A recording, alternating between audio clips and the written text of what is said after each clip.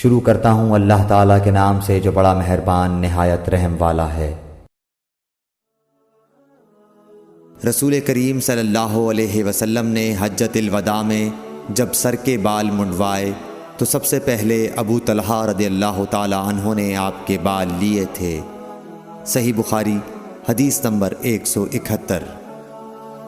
رسول اللہ صلی اللہ علیہ وسلم نے فرمایا کہ جب کتا تم میں سے کسی کے برتن میں سے کچھ پی لے تو اس کو 7 مرتبہ دھو لو تو پاک ہو جائے گا۔ صحیح بخاری حدیث نمبر 172۔ رسول کریم صلی اللہ علیہ وسلم نے فرمایا کہ ایک شخص نے ایک کتے کو دیکھا جو پیاس کی وجہ سے گیلی مٹی کھا رہا تھا، تو اس شخص نے اپنا موزہ لیا اور اس سے پانی بھر کر پلانے لگا حتیٰ کہ اس کو خوب سیراب کر دیا۔ اللہ نے اس شخص کے اس کام کی قدر کی اور اسے جنت میں داخل کر دیا۔ صحیح بخاری حدیث نمبر 173۔ رسول اللہ صلی اللہ علیہ وسلم کے زمانے میں کتے مسجد میں آتے جاتے تھے، لیکن لوگ ان جگہوں پر پانی نہیں چھڑکتے تھے۔ صحیح بخاری حدیث نمبر 174۔ عدی بن حاتم کہتے ہیں کہ میں نے رسول اللہ صلی اللہ علیہ وسلم سے کتے کے شکار کے متعلق دریافت کیا تو آپ صلی اللہ علیہ وسلم نے فرمایا کہ جب تو اپنے سدھائے ہوئے کتے کو چھوڑے اور وہ شکار کر لے تو اس شکار کو کھا، اور اگر وہ کتا اس شکار میں سے خود کچھ کھا لے تو اس کو نہ کھائیو، کیونکہ اب اس نے شکار اپنے لیے پکڑا ہے۔ میں نے کہا کہ بعض دفعہ میں شکار کے لیے اپنے کتے چھوڑتا ہوں، پھر اس کے ساتھ دوسرے کتے کو بھی پاتا ہوں۔ آپ صلی اللہ علیہ وسلم نے فرمایا پھر مت کھا، کیونکہ تم نے بسم اللہ اپنے کتے پر پڑھی تھی، دوسرے کتے پر نہیں پڑھی۔ صحیح بخاری حدیث نمبر 175۔ رسول کریم صلی اللہ علیہ وسلم نے فرمایا کہ بندہ اس وقت تک نماز ہی میں رہتا ہے جب تک وہ مسجد میں نماز کا انتظار کرتا رہے، تاوقتے کہ وہ حدث نہ کرے۔ ایک عجمی آدمی نے پوچھا کہ اے ابو ہریرہ، حدث کیا چیز ہے؟ انہوں نے فرمایا کہ ہوا جو پیچھے سے خارج ہو، جسے عرف عام میں گوز مارنا کہتے ہیں۔ صحیح بخاری حدیث نمبر 176۔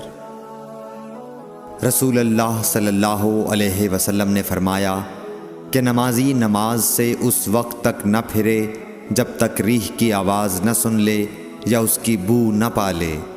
صحیح بخاری حدیث نمبر 177۔ حضرت علی رضی اللہ تعالی عنہ نے فرمایا کہ میں ایسا آدمی تھا جس کو سیلان مزی کی شکایت تھی، مگر رسول اللہ صلی اللہ علیہ وسلم سے دریافت کرتے ہوئے مجھے شرم آئی تو میں نے ابن الاسود کو حکم دیا۔ انہوں نے آپ صلی اللہ علیہ وسلم سے پوچھا، آپ نے فرمایا کہ اس میں وضو کرنا فرض ہے۔ صحیح بخاری حدیث نمبر 178۔ زید بن خالد نے حضرت عثمان بن عفان رضی اللہ تعالی عنہ سے پوچھا کہ اگر کوئی شخص صحبت کرے اور منی نہ نکلے، فرمایا کہ وضو کرے جس طرح نماز کے لیے وضو کرتا ہے اور اپنے وضو کو دھو لے۔ حضرت عثمان رضی اللہ تعالی عنہ کہتے ہیں کہ یہ میں نے رسول اللہ صلی اللہ علیہ وسلم سے سنا ہے۔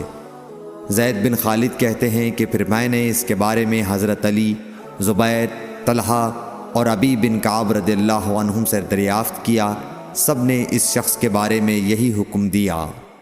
صحیح بخاری حدیث نمبر 179۔ رسول اللہ صلی اللہ علیہ وسلم نے ایک انصاری کو بلایا، وہ آئے تو ان کے سر سے پانی ٹپک رہا تھا۔ رسول کریم صلی اللہ علیہ وسلم نے فرمایا شاید ہم نے تمہیں جلدی میں ڈال دیا۔ انہوں نے کہا جی ہاں۔ تب رسول اللہ صلی اللہ علیہ وسلم نے فرمایا کہ جب کوئی جلدی کا کام آ پڑے یا تمہیں انزال نہ ہو تو تم پر وضو ہے، غسل ضروری نہیں۔ صحیح بخاری حدیث نمبر 180۔ رسول کریم صلی اللہ علیہ وسلم جب عرفہ سے لوٹے تو پہاڑ کی گھاٹی کی جانب مڑ گئے اور رفع حاجت کی۔ اسامہ کہتے ہیں کہ پھر آپ نے وضو کیا اور میں آپ صلی اللہ علیہ وسلم کے اعضاء پر پانی ڈالنے لگا اور آپ وضو فرماتے رہے۔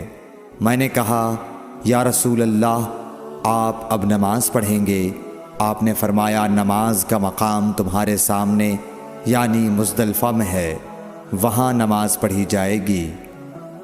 اس حدیث سے ثابت ہوا کہ وضو میں دوسرے آدمی کی مدد لینا جائز ہے۔ صحیح بخاری حدیث نمبر 181۔ مغیرہ بن شعبہ رضی اللہ عنہ ایک سفر میں رسول کریم صلی اللہ علیہ وسلم کے ساتھ تھے۔ وہاں آپ رفع حاجت کے لیے تشریف لے گئے۔ جب آپ واپس آئے، آپ نے وضو شروع کیا تو مغیرہ بن شعبہ آپ کے اعضائے وضو پر پانی ڈالنے لگے۔ آپ صلی اللہ علیہ وسلم وضو کر رہے تھے۔ آپ نے اپنے منہ اور ہاتھوں کو دھویا، سر کا مسح کیا اور موزوں پر مسح کیا۔ صحیح بخاری حدیث نمبر 182۔ عبداللہ بن عباس رضی اللہ تعالی عنہ نے رات رسول کریم صلی اللہ علیہ وسلم کی زوجہ مطہرہ اور اپنی خالہ میمونہ رضی اللہ عنہا کے گھر میں گزاری۔ وہ فرماتے ہیں کہ میں تکیے کے عرض یعنی گوشے کی طرف لیٹ گیا اور رسول کریم صلی اللہ علیہ وسلم اور آپ کی اہلیہ نے معمول کے مطابق تکیے کی لمبائی پر سر رکھ کر آرام فرمایا۔ رسول اللہ صلی اللہ علیہ وسلم سوتے رہے اور جب آدھی رات ہو گئی یا اس سے کچھ پہلے یا اس کے کچھ بعد آپ بیدار ہوئے اور اپنے ہاتھوں سے اپنی نیند کو دور کرنے کے لیے آنکھیں ملنے لگے۔ پھر آپ نے سورہ آل عمران کی آخری 10 آیتیں پڑھیں۔ پھر ایک مشکیزے کے پاس جو چھت میں لٹکا ہوا تھا آپ کھڑے ہو گئے اور اس سے وضو کیا، خوب اچھی طرح، پھر کھڑے ہو کر نماز پڑھنے لگے۔ ابن عباس رضی اللہ تعالی عنہ کہتے ہیں میں نے بھی کھڑے ہو کر اسی طرح کیا جس طرح آپ نے وضو کیا تھا۔ پھر جا کر میں بھی آپ کے پہلو مبارک میں کھڑا ہو گیا۔ آپ نے اپنا داہنا ہاتھ میرے سر پر رکھا اور میرا دایاں کان پکڑ کر اسے مروڑنے لگے۔ پھر آپ نے 2 رکعتیں پڑھیں، اس کے بعد پھر 2 رکعتیں پڑھیں، پھر 2 رکعتیں پڑھیں، پھر 2 رکعتیں پڑھیں، پھر 2 رکعتیں پڑھیں، پھر 2 رکعتیں پڑھ کر اس کے بعد آپ نے وتر پڑھا اور لیٹ گئے۔ پھر جب مؤذن آپ کے پاس آیا تو آپ نے اٹھ کر 2 رکعت معمولی طور پر پڑھیں، پھر باہر تشریف لا کر صبح کی نماز پڑھی۔ صحیح بخاری حدیث نمبر 183۔ اسماء بنت ابی بکر کہتی ہیں کہ میں رسول اللہ صلی اللہ علیہ وسلم کی زوجہ محترمہ عائشہ رضی اللہ تعالی عنہا کے پاس ایسے وقت آئی جب کہ سورج کو گہن لگ رہا تھا اور لوگ کھڑے ہو کر نماز پڑھ رہے تھے۔ کیا دیکھتی ہوں وہ بھی کھڑے ہو کر نماز پڑھ رہی ہیں۔ میں نے کہا کہ لوگوں کو کیا ہو گیا ہے، تو انہوں نے اپنے ہاتھ سے آسمان کی طرف اشارہ کر کے کہا سبحان اللہ۔ میں نے کہا کیا یہ کوئی خاص نشانی ہے؟ تو انہوں نے اشارے سے کہا کہ ہاں، تو میں بھی آپ کے ساتھ نماز کے لیے کھڑی ہو گئی۔ آپ نے اتنا قیام فرمایا کہ مجھ پر غشی طاری ہونے لگی اور میں اپنے سر پر پانی ڈالنے لگی۔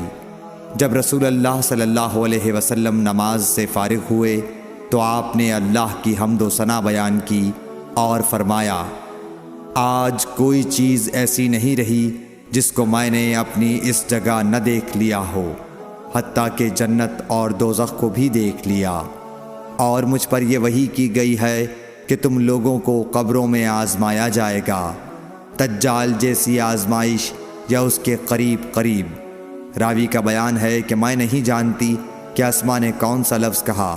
تم میں سے ہر ایک کے پاس اللہ کے فرشتے بھیجے جائیں گے اور اس سے کہا جائے گا کہ تمہارا اس شخص یعنی محمد صلی اللہ علیہ وسلم کے بارے میں کیا خیال ہے؟ پھر اسماء نے لفظ ایماندار کہا یا یقین رکھنے والا کہا، مجھے یاد نہیں۔ بہرحال وہ شخص کہے گا کہ محمد صلی اللہ علیہ وسلم اللہ کے سچے رسول ہیں، وہ ہمارے پاس نشانیاں اور ہدایت کی روشنی لے کر آئے، ہم نے اسے قبول کیا، ایمان لائے اور آپ کا اتباع کیا۔ پھر اس سے کہہ دیا جائے گا کہ تو سو جا، در حال یہ کہ تو مرد صالح ہے اور ہم جانتے تھے کہ تو مومن ہے۔ اور بہرحال منافق یا شکی آدمی، اسما نے کون سا لفظ کہا مجھے یاد نہیں، جب اس سے پوچھا جائے گا کہے گا کہ میں کچھ نہیں جانتا، میں نے لوگوں کو جو کہتے سنا وہی میں نے بھی کہہ دیا۔ صحیح بخاری حدیث نمبر 184۔ ایک آدمی نے عبداللہ بن زید رضی اللہ تعالیٰ عنہ جو عمرو بن یحییٰ کے دادا ہیں سے پوچھا کہ کیا آپ مجھے دکھا سکتے ہیں کہ رسول اللہ صلی اللہ علیہ وسلم نے کس طرح وضو کیا ہے؟ عبداللہ بن زید رضی اللہ تعالیٰ عنہ نے کہا کہ ہاں۔ پھر انہوں نے پانی کا برتن منگوایا، پہلے پانی اپنے ہاتھوں پر ڈالا اور 2 مرتبہ ہاتھ دھوئے، پھر 3 مرتبہ کلی کی، 3 بار ناک صاف کی، پھر 3 دفعہ اپنا چہرہ دھویا، پھر کوہنیوں تک اپنے دونوں ہاتھ 2 مرتبہ دھوئے، پھر اپنے دونوں ہاتھوں سے اپنے سر کا مسح کیا، اس طور پر اپنے ہاتھ پہلے آگے لائے پھر پیچھے لے گئے، مسح سر کے ابتدائی حصے سے شروع کیا، پھر دونوں ہاتھ گدی تک لے جا کر وہیں واپس لائے جہاں سے مسح شروع کیا تھا، پھر اپنے پیر دھوئے۔ صحیح بخاری حدیث نمبر 185۔ عمرو بن حسن نے عبداللہ بن زید رضی اللہ تعالیٰ عنہ سے رسول اللہ صلی اللہ علیہ وسلم کے وضو کے بارے میں پوچھا تو انہوں نے پانی کا تشت منگوایا اور ان پوچھنے والوں کے لیے رسول اللہ صلی اللہ علیہ وسلم کا سا وضو کیا۔ پہلے تشت سے اپنے ہاتھوں پر پانی گرایا، پھر 3 بار ہاتھ دھوئے، پھر اپنا ہاتھ تشت میں ڈالا اور پانی لیا، پھر کلی کی، ناک میں پانی ڈالا، ناک صاف کی 3 چلوؤں سے، پھر اپنا ہاتھ تشت میں ڈالا اور 3 مرتبہ منہ دھویا، پھر اپنے دونوں ہاتھ کوہنیوں تک دوبارہ دھوئے، پھر اپنا ہاتھ تشت میں ڈالا اور سر کا مسح کیا، پہلے آگے لائے پھر پیچھے لے گئے 1 بار، ٹخنوں تک اپنے دونوں پاؤں دھوئے۔ صحیح بخاری حدیث نمبر 186۔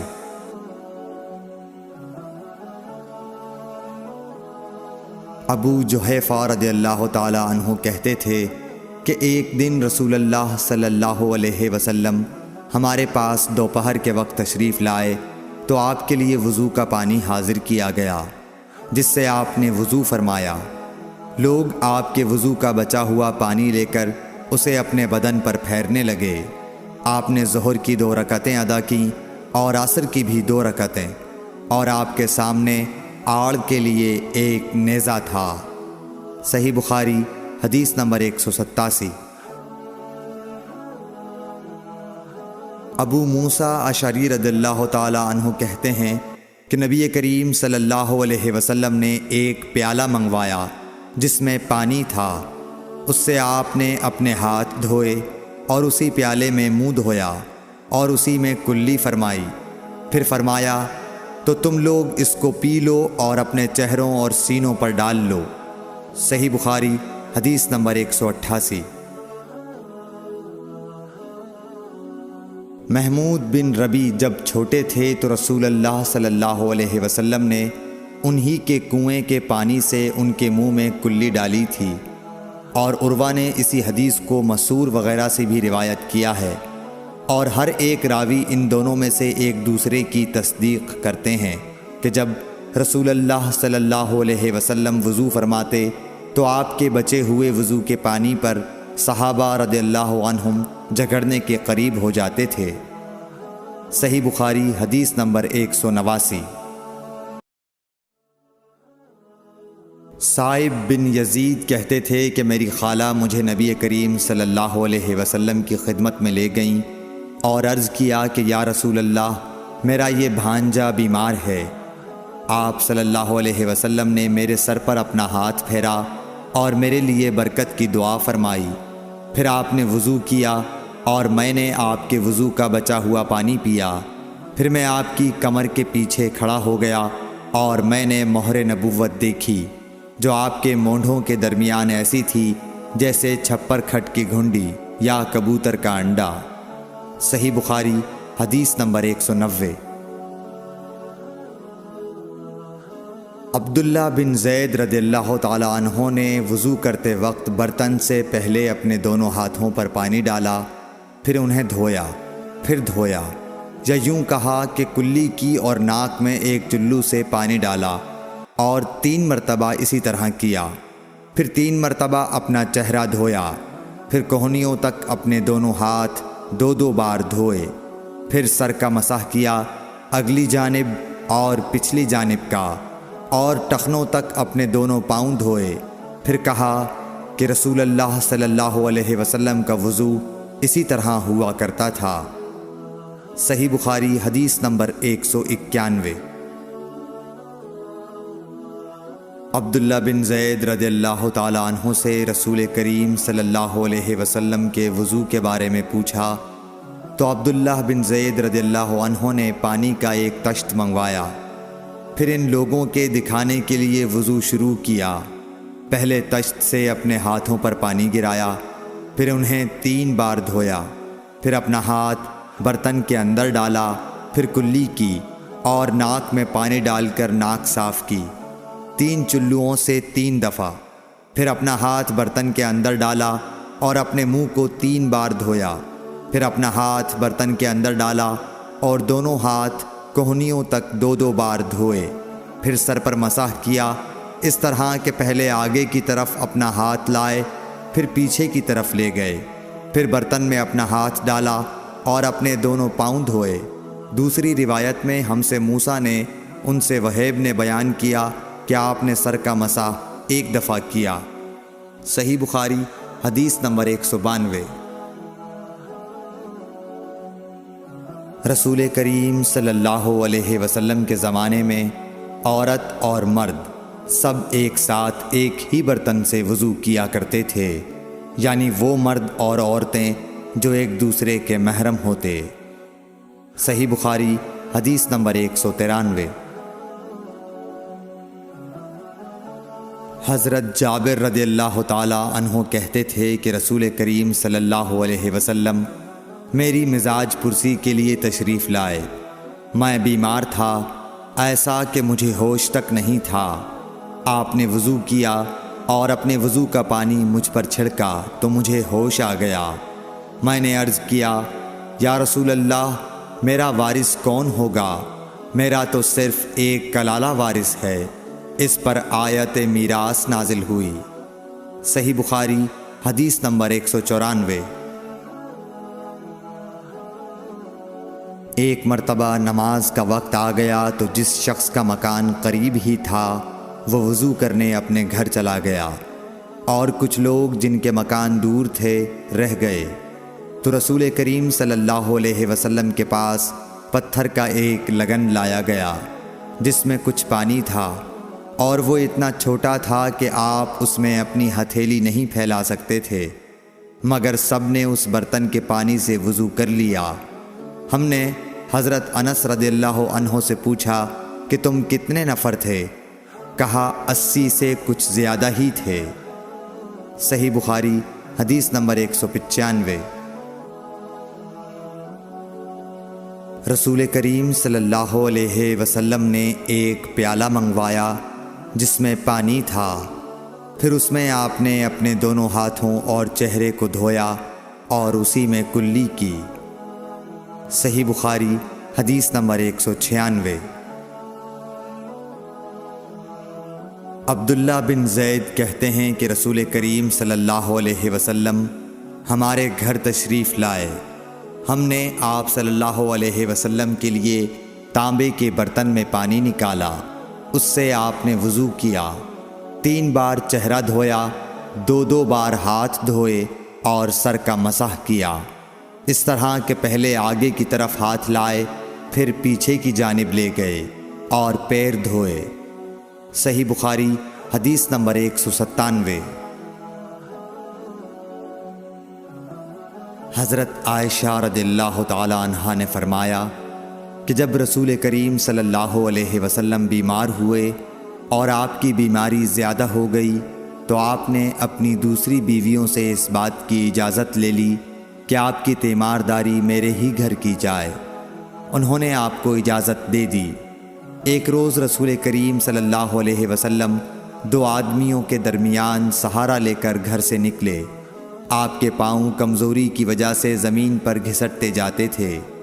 حضرت عباس رضی اللہ تعالی عنہ اور ایک آدمی کے درمیان آپ باہر نکلے تھے۔ عبید اللہ راوی حدیث کہتے ہیں کہ میں نے یہ حدیث عبداللہ بن عباس رضی اللہ تعالی عنہ کو سنائی تو وہ بولے، تم جانتے ہو دوسرا آدمی کون تھا؟ میں نے عرض کیا کہ نہیں۔ کہنے لگے وہ علی رضی اللہ تعالی عنہ تھے۔ پھر حضرت عائشہ رضی اللہ تعالی عنہا فرماتی تھیں کہ جب نبی کریم صلی اللہ علیہ وسلم اپنے گھر میں داخل ہوئے اور آپ کا مرض بڑھ گیا تو آپ نے فرمایا، میرے اوپر ایسی 7 مشکوں کا پانی ڈالو جن کے سربند نہ کھولے گئے ہوں، تاکہ میں سکون کے بعد لوگوں کو کچھ وصیت کروں۔